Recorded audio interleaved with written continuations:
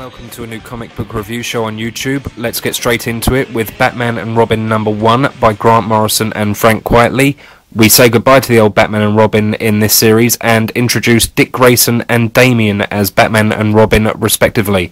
The first half of this issue deals with the chasing down of new villain and incarceration of Mr. Toad, who seems to be a strange homage to the Wind in the Willows character. The second half focuses on Dr. Pig, who was first introduced in Batman #666, part of the RIP storyline.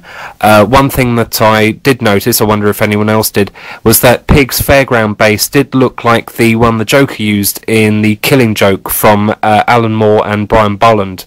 I didn't really care for this, but not because of the new people in the suits, more because of the art and the writing. I've liked Quitely's art since The Authority and before, but this feels rushed. However, on the plus side, it would mean that it may come out on time. The main problem is Morrison's take on the characters. It seems he's trying to make a less camp version of the old TV show, with bold colours and onomatopoeia being used in the artwork. DC Comics should really be giving him a sabbatical after the unfallible RIP and Final Crisis series.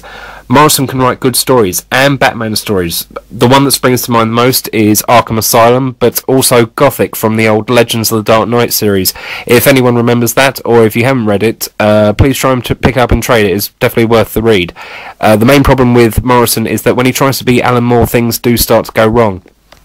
Next up is Justice League #33. The tagline on the cover is Starbreaker versus Dharma for everything, and who cares?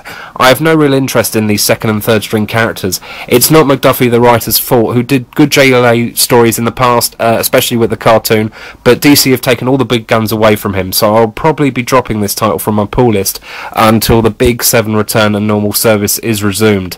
The main problem I have with this title at the moment is that some kids can't really afford to buy every comic out there, and the point of the JLA has always been to have the main characters all in one place.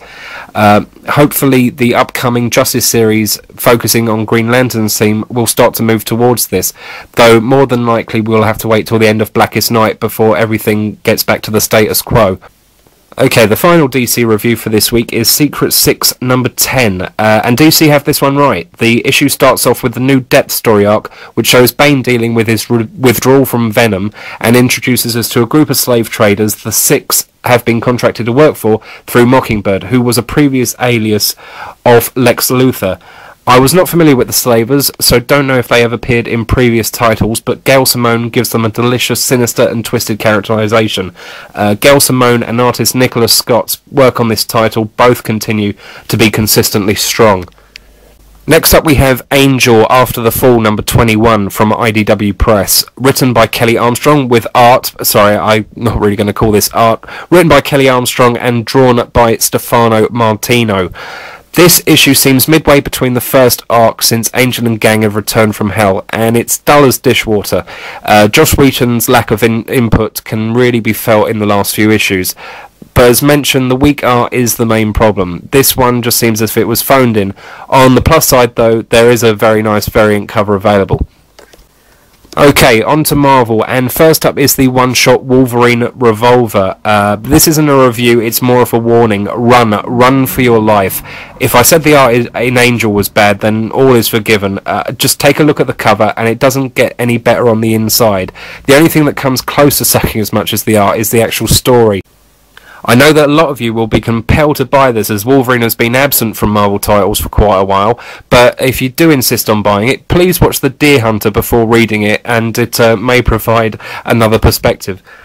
Next up is Amazing Spider-Man 596, part 2 of the American Sun storyline. Spider-Man has decided to take a more direct approach to storming Norman Osborn after a tete-a-tete last issue with Wolverine. Not too familiar with that character, but hopefully he's someone they can develop in the future. A solid story here from Joe Kelly, with highlights including the kidnapping of prostitute-eating Max Gargan and Bullseye's Nose for Killing, which all help me get through the melodramatic parts which deal with Aunt May's upcoming wedding in issue 600. Although, however, I have been informed that this may not happen, as OK Magazine are interested in buying the rights. Overall, the rotating talent on this title have worked well to create a new and interesting continuity, which I will continue to follow. Okay, and on to Dark Avengers #5, which appears to occur before the American Sun storyline in Amazing Spider-Man. This series from Benetton Deodato continues to deliver, and this issue has the team dealing with the aftermath of the previous arc, and Osborn making a TV appearance to answer Clint Barton's allegations. I'd say this is a definite pickup, and I hope the Dark Reign event doesn't end too soon, as it's far superior to the Secret Invasion event of last summer. Nod to the hat there to Garth Ennis for that one. And finally, we have Mighty Avengers number 25. This may be the issue that gets this series back on track.